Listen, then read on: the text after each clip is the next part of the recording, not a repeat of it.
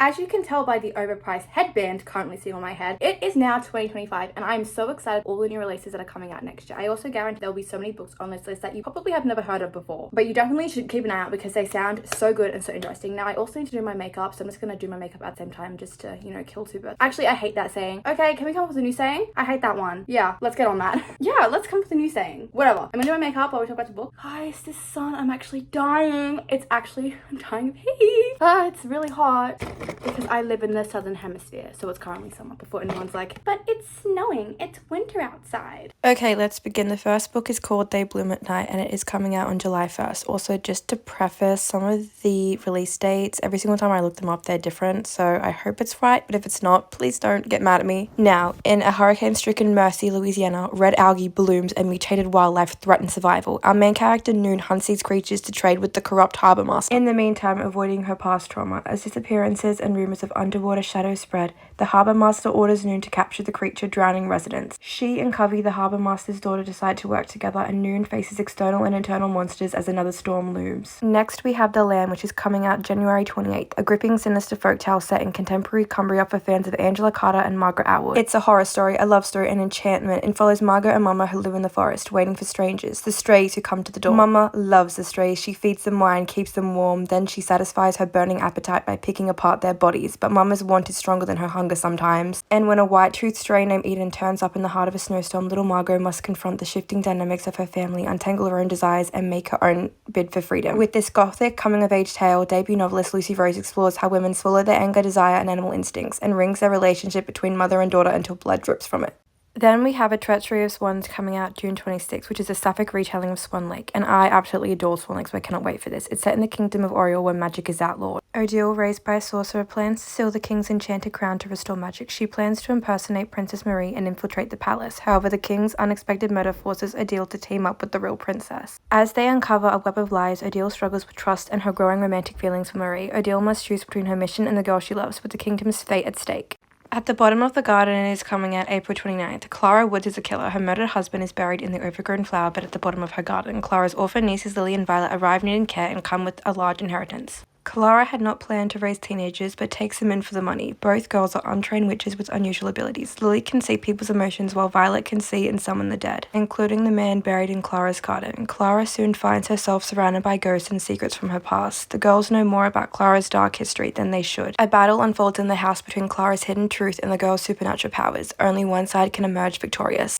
A Sea of Unspoken Things is coming out January 14th. Two twins, James and Johnny Colden, share an unbreakable bond and a deep connection that goes beyond intuition. When Johnny dies in a tragic accident, James knows he is gone before her phone even rings, leaving her truly alone for the first time in her life. Traveling to the rural town of Hawthorpe, California to settle Johnny's affairs, James is forced to confront their ominous past and face Micah, the only person who knows their secrets and the only man she's ever loved. As James immerses herself in Johnny's world, she realizes her connection to him isn't completely gone and begins to uncover secrets he was hiding. The more she learns, the more questions she has about her brother she thought she knew and what really happened in the days before his death.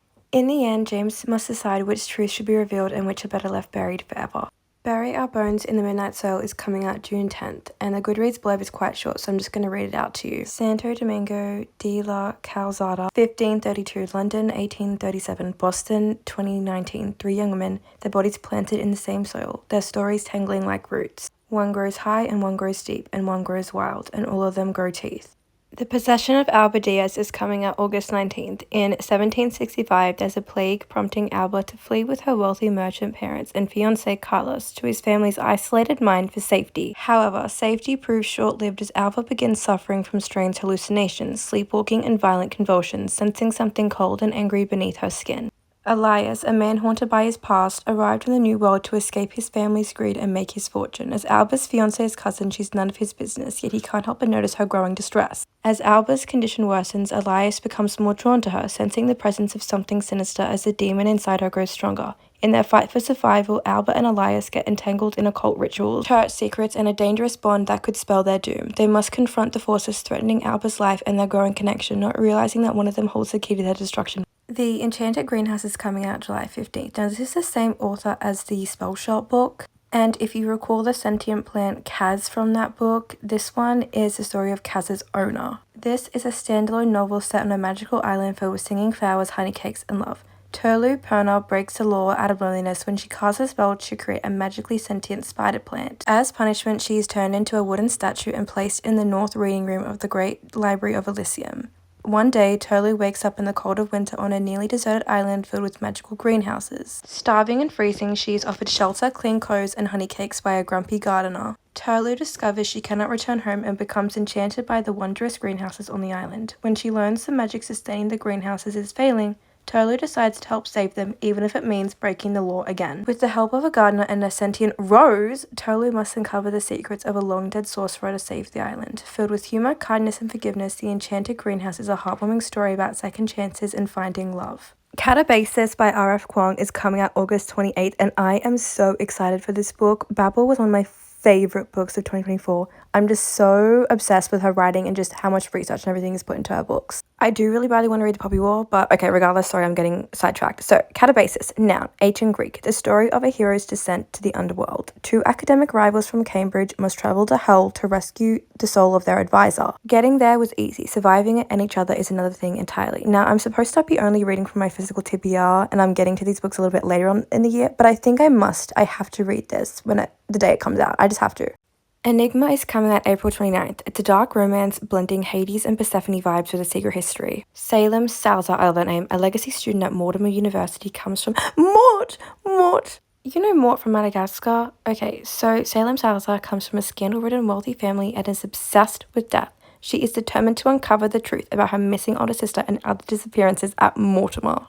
Salem uses herself as bait to draw out the dark forces behind the murders. Casimir, with a dark past and hidden motives, becomes dangerously drawn to Salem. Their chemistry ignites in a steamy and suspenseful romance as they face deadly secrets. Themes of obsession, danger, love, and betrayal unfold in this high-stakes mystery. Tenderly, I Am Devoured comes out July 1st, and it says it's perfect for fans of Saltburn. Okay, I've never actually seen Saltburn, but I think I will love it if I do actually watch it. It's also fans for the Wolf, I don't know what that is, and House of Hollow. I also haven't read House of Hollow, but I suspect I will really like it. Anyways, Tenderly, I Am Devoured is a moody, monstrously gothic romantasy in which a young woman must bind herself to a dangerous, I don't know how to say that, chthonic demon with the help of a son of a rival family to save her family's legacy and herself from ruin. Blood on Her Tongue is coming out March 25th. It's a gothic horror for the ages, combining shiver-induced horror with sharp-fanged social commentary. This more than merits comparison to Dracula. The Netherlands, 1887. Lucy's twin sister Sarah is unwell. Sarah refuses to eat, mumbles incoherently, and is fixated on a centuries-old corpse.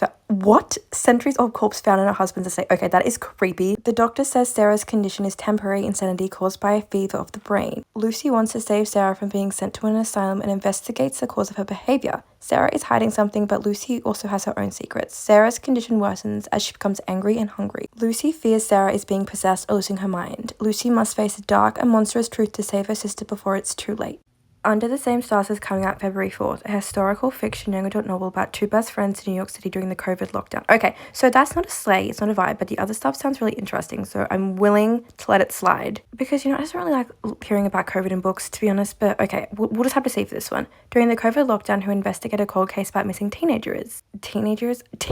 In 1940s Germany, Sophie is excited to discover a message waiting for her in the bridge room's oaks, which is said to grant wishes of those who write to it, from a mysterious suitor. Meanwhile, her best friend Hannah is sending messages to but not finding love. As World War II unfolds in the small town of Kleinwald, the oak may hold the key to the resistance against the Nazis. In 1980s West Germany, American teen transplant Jenny feels suffocated by her strict parents and is struggling to fit in until she finds herself falling for Lena, a punk rock girl hell-bent on tearing down the wall separating West Germany from East Germany, and meeting Frau Hermann, a kind old lady with secrets of her own. Upon a Starlit Tide is coming out February 18th. So many good things are coming out in February. February is the birth month. I am born in February, so maybe I'm biased, but okay. Set in St. Malo, Brittany in 1758. Luce Leon is youngest daughter of wealthy French shipowner. Luce feels trapped by the high walls of St. Malo while her sisters focus on securing wealthy marriages. She secretly learns to sail from Samuel, her best friend, and an English smuggler who shares her connection to the sea. One stormy morning, Luce rescues a drowning man and is drawn to his charm. Her rescue pulls her into a world of glittering balls, fairy magic, seduction, and danger. Long-hidden secrets from the ocean's depths begin to surface. As Luce struggles with conflicting desires, her own magical powers begin to grow. Her magic is compared to a shining sea-glass slipper on the scales of a mermaid's tail. Themes of mermaids, sea magic, love, betrayal, and revenge unfold in a dark and thrilling tale. All the Water in the World, it's available immediately on Kindle, but if you want a physical copy, you're gonna have to wait until April. So Noni, the narrator, is a girl with a deep connection to water. The story is set in near-future New York City after the glaciers have melted and the city is mostly deserted. Noni lives with her older sister's parents and their researcher friends in a settlement on the roof of an American Museum of Natural History. The group follows a rule to only take from the museum exhibits in cases of dire need. They hunt and grow food in Central Park while working to preserve collections of human history and science. A superstorm breaches the city's flood walls, forcing Noni and her family to flee north on the Hudson River. They carry a book containing records of the lost collections as they search for safety. Along the journey, they encounter different communities that have adapted to the new world in both innovative and frightening ways. Despite the dangers, they remain determined to rebuild a world that respects the knowledge and artifacts they've saved. Conditions of Will is coming out April 1st, and now I'm so excited because this is written by Jess Hastings, who wrote the Magnolia Park series, and if you'll pay attention to my shirt, that is actually a Magnolia Park shirt. This book follows Georgia Carter, a London-based lie detector and body language expert who is estranged from her wealthy South Carolina family. After her father's sudden death, she returns for the funeral. She meets Sam, her brother's AA sponsor, and they're drawn to each other, but her brother also has feelings for him. Her father's will includes an unexpected bequest to a stranger, and Georgia's lie detection skills are needed to uncover her father's hidden past. Family secrets threaten to break the family even further, as it says. There are only so many cracks a damaged family can take before it shatters.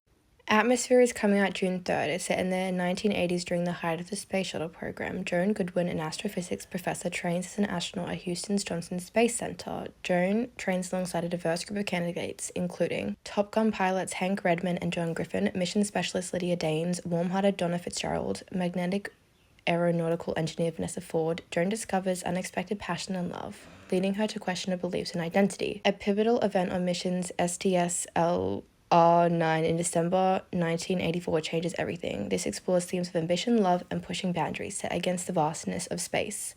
Now we have just my most anticipated release ever in the entire history of the world. We have Alchemized, which is coming out autumn 2025 in the Northern Hemisphere and spring 2025 in the Southern Hemisphere. Alchemized is a dark fantasy romance that reimagines the world and characters of Senlin Yu's previously published Harry Potter fanfiction story, Manacled. Don't mind me just sobbing over here because Manacled is my favorite thing in the entire world. Manacled, war-torn world of necromancy and alchemy. Guys, you do not understand. You don't understand how excited I am for this. I'm going to cry. I'm going to burst into tears. I need this book immediately. As soon as I have it, I'm not going to shut up about it. Great Big Beautiful Life is coming out April 22nd. I love Emily Henry, and this is marketed as two writers compete for the chance to tell the larger-than-life story of a woman who, with more than a couple of plot twists up her sleeve. Alice Scott is an optimist aspiring to achieve her big writing break. Hayden Anderson is a Pulitzer Prize-winning pessimist with a stormy demeanor. Both are on Little Crescent Island to write the biography of Margaret Ives, an enigmatic octogenarian with a storied... Why can't I pronounce any of the words in this thing? With a storied and scandalous past, Margaret offers them a 1-month trial period to compete for the opportunity to tell her story. Both writers are given fragmented pieces of Margaret's story, which they can't share due to an NDA. Romantic tension grows between Alice and Hayden, complicating their professional rivalry. Margaret's story, like their unfolding relationship, could turn out to be a mystery, tragedy, or love story, depending on the perspective. Say You Remember Me is coming out April 1st. Xavier Rush is a nearly perfect guy, gorgeous, a veterinarian, gives Greek god vibes. He ruins the image by saying the wrong thing, but Samantha enjoys proving people like him wrong. After an amazing and seemingly endless date, Samantha realizes her family is in crisis and can't pursue a relationship. She asks Xavier to forget her and cherish the night as a perfect memory. Despite time and distance, their connection is unforgettable. They must decide if they can build a life and love worth remembering. You guys, I simply cannot wait for Sunrise on the Reaping. It's coming out March 18th. This is the 5th book in the Hunger Games series set during the 50th Hunger Games, known as the Quarter Quell, where twice as many tributes are selected. It follows as Haymitch from District 12, who just wants to survive and be with a girl he loves. When his name is called, it destroys his dreams, and he's sent to the capital with 3 other tributes. The tributes include a close friend who's like a sister, a compulsive odds maker, and the most stuck-up girl in town. Haymitch realizes he's set up to fail, but is determined to fight back and make an impact beyond the arena. It's a Love Story is coming out May 27th. Why are so many books this year named after Taylor Swift songs? Okay, so this novel is about second chances, awkward past, and unexpected love. Jane Jackson grew up as poor Janie Jakes, a punchline of a sitcom, but now she's determined to reinvent herself as a serious Hollywood studio executive. Embracing a fake-it-till-you-make-it mindset, Jane claims she can convince mega pop star Jack Quinlan to write a song for her first movie project. Jack was her first kiss and biggest source of embarrassment, but she hasn't spoken to him in 20 years. Desperate to cover her lie, Jane turns to Dan Finnegan, a cinematographer and former crush who has connections to Jack through a local festival. Forced to spend a week in close quarters with Dan, Jane faces the past while trying to salvage her career. As sparks fly, Jane starts to question whether love is as fake as she once believed, or if something real might be waiting for her after all.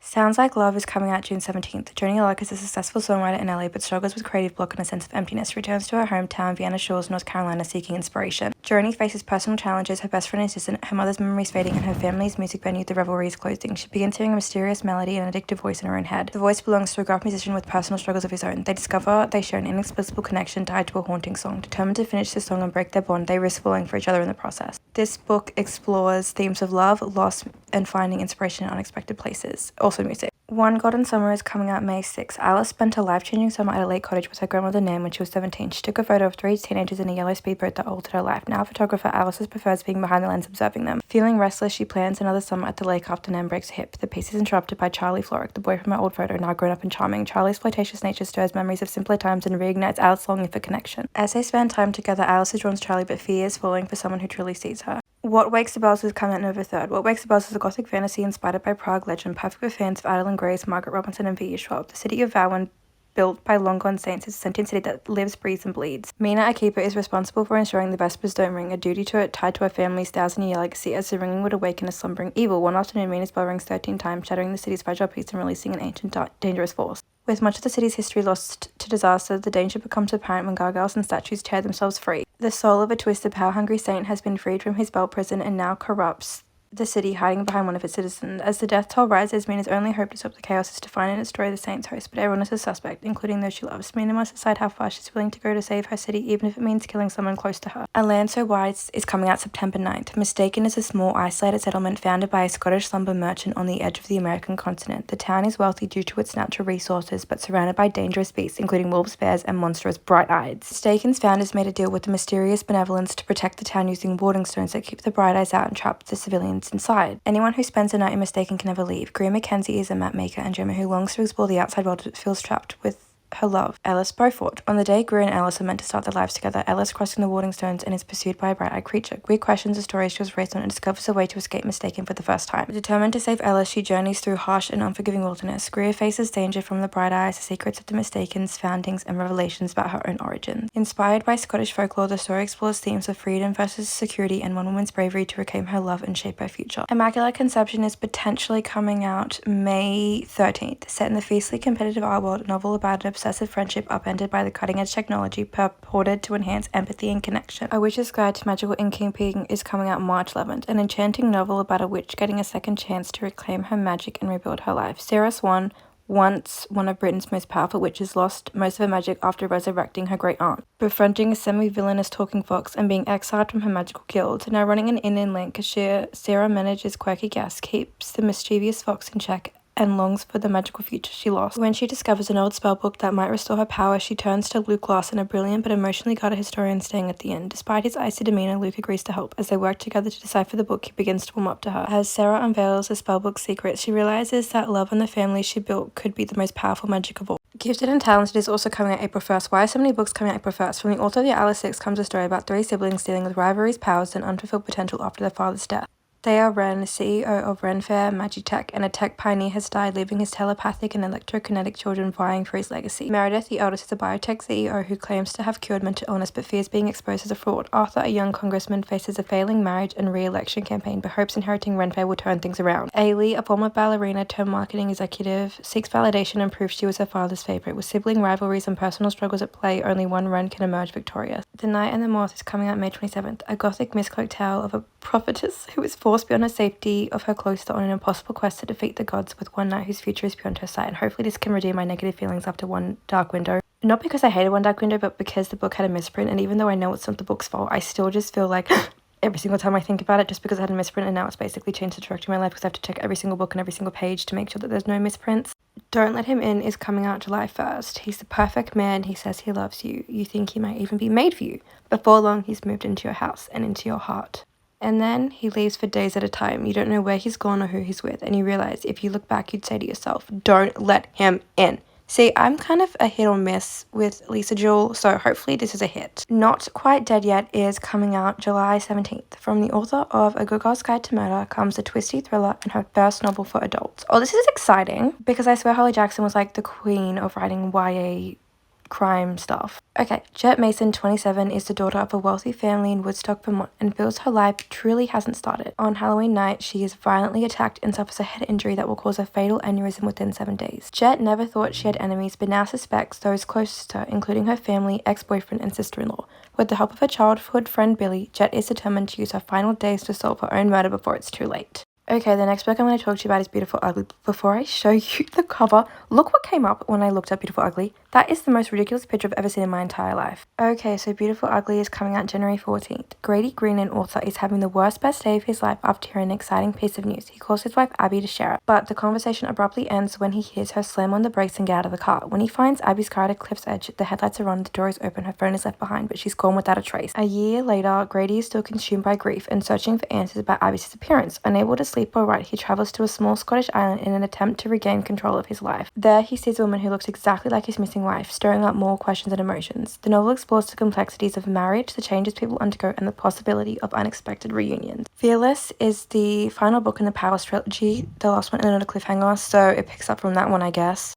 Deep End is coming out February 4th, and it's a contemporary romance novel about Stanford student-athlete named Scarlett Vandermeer who starts a contemporary arrangement with Lucas. As the pressure of the Olympics increases, so does their relationship. My Friend is coming out June 18th. Most people overlook the three tiny figures at the end of a pier in one of the world's most famous paintings. But Louisa, an artist herself, is determined to uncover their story. 25 years earlier, 4 teenagers found refuge on a pier. Pier? Come outside. Okay, sorry. Escaping their troubled home lives and bonding over dreams and shared stories. Yor is fearless and always ready for a fight. Ted is quiet and grieving his father. Ali struggles with life of constant change, and the artist is a reclusive boy with an extraordinary talent and secret stash of sleeping pills. Their summer together inspires a remarkable painting which ends up in 18-year-old Louise's possession years later.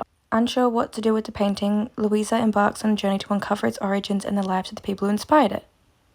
Did I just say that? I swear I just said that. As she unravels the story, Louisa feels a growing pull to reconnect with her own artistic passion. Sorry guys, my throat is sore, my mind is all scrambled. Anyways, discovering that happy endings can take unexpected forms. This novel is heartfelt exploration of friendship, art, and the power of creativity to transform lives. Swept Away is coming out April 8th. Lexi is looking for a no-strings-attached fun with a stranger and thinks she deserves one night for herself. Zeke, seeking love, breaks his rules for one passionate night with a woman like Lexi. Their chemistry sparks at a pub, leading to a night of passion that ends with them stumbling back to the houseboat at the marina. The next morning, Lexi is ready to send Zeke away, but there's a problem. The houseboat has been swept out to sea. As their supplies dwindle and the waves grow stronger, Lexi and Zeke realize they have more at stake than just their budding relationship. Stranded on the North Sea, hang on, the North Sea, is that what that like creepy, like, that you know the sound I'm talking about? Is that what it's coming from? Okay. They must survive together while facing the uncertainty of rescue. As they fight for survival, they must also confront who they might become if they make it back to land.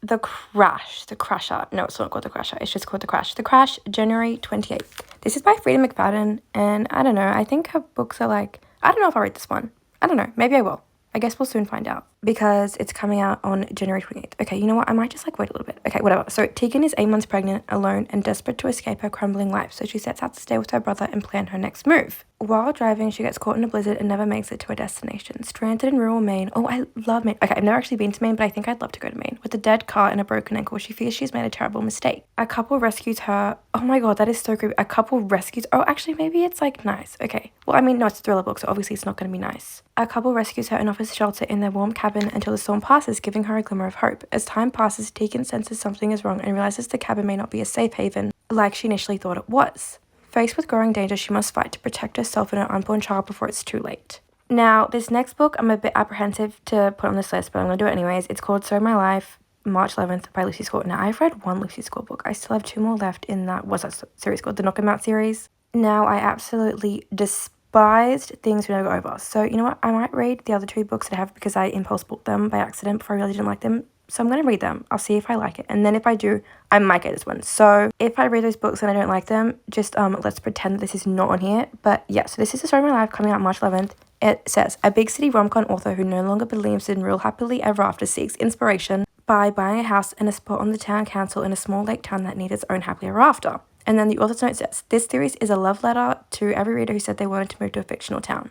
Now, the last anticipated release is Onyx Storm, coming out January 21st. It's the 3rd book in the Empyrean series, and it's like a storm is coming, and not everyone can survive its wrath. Okay, guys, those are all the new releases that I'm going to keep an eye on that I think I might read. Some of them I will be reading like the day they come out. So, for example, The Conditions of Will and Catabasis. But other ones, I can wait a little bit. We'll see. My goal is to get through majority of my physical TBR this year. So I'm gonna make a little goal for myself. If I get through like a certain percentage of my physical TBR, then I might be able to get some new ones. I don't know. I guess we'll see. Now, I do apologize. There was some parts where I definitely feel like I was talking really fast, but that's just because my throat was really hurting and I wanted to talk fast before I just started having another coughing fit because I've had to pause like a million times. Okay, just to take another little break there, but you see what I'm saying? But yes, let me know if you are excited for any of these books. Now, I know that I put a lot of popular ones on here, but I think I also put a few books that, well, you know, I don't think I've heard anyone talk about, so I'm really excited to see. It's actually very strange and peculiar to watch myself do my makeup. Like, what? I had excess eyeshadow, so I rubbed it on my collarbone. Okay. Normally I'd put it on my clothes, but I didn't want to ruin my shirt. You know what? Yeah, you can never have too much setting spray. Then I decided to put on some of my lip gloss. Nothing will ever feel the hole-shaped heart in my heart from my lip gloss. I don't know, what was it called? It was like called Stars Aligned. I absolutely loved it so much and it got stolen. Okay, well, it was expired and it was running out anyways. But I can't buy it anyway because it's out of stock everywhere. Oh yeah, here's my finished makeup look. I actually really liked how this makeup look turned out. So yeah, I hope you do as well.